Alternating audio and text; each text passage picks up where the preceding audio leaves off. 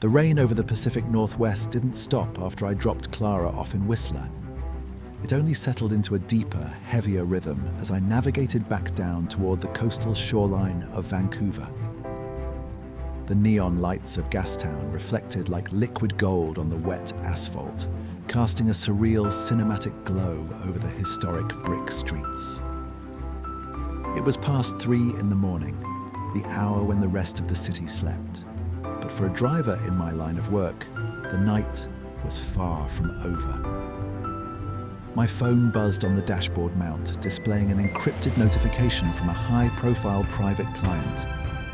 Pick up Maya at the private marina near Coal Harbour. Priority charter to a secluded villa on Bowen Island.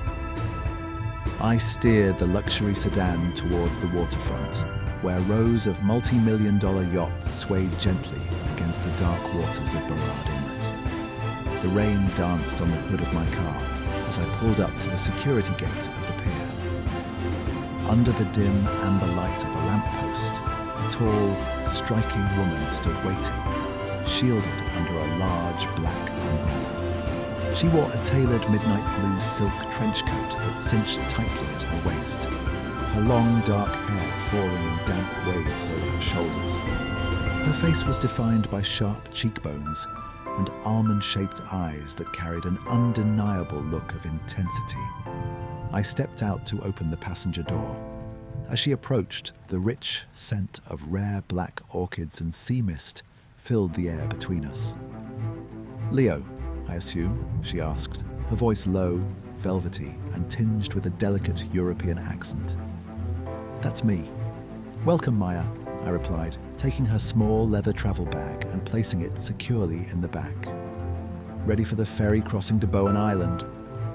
"We aren't taking the public ferry," Maya murmured as she slid smoothly into the front passenger seat. Her movements were fluid and precise. "I have a private water taxi waiting at the end of the peninsula. I just need a driver who knows how to move through this city without drawing attention."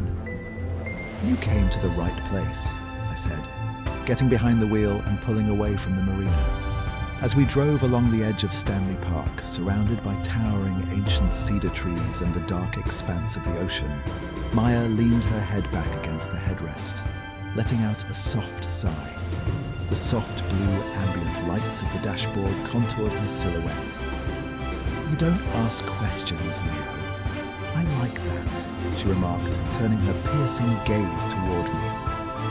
"Most men in your position would ask why a woman is leaving a private harbour gala at 3 in the morning alone. Questions are for people who care about rumours," I answered smoothly, keeping my eyes on the winding, rain-slicked road. "I only care about the road ahead and making sure my passenger reaches her destination intact." A subtle, dangerous smile played on Maya's lips.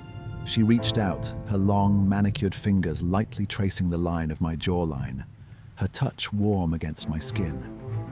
What if I don't want to reach the destination just yet?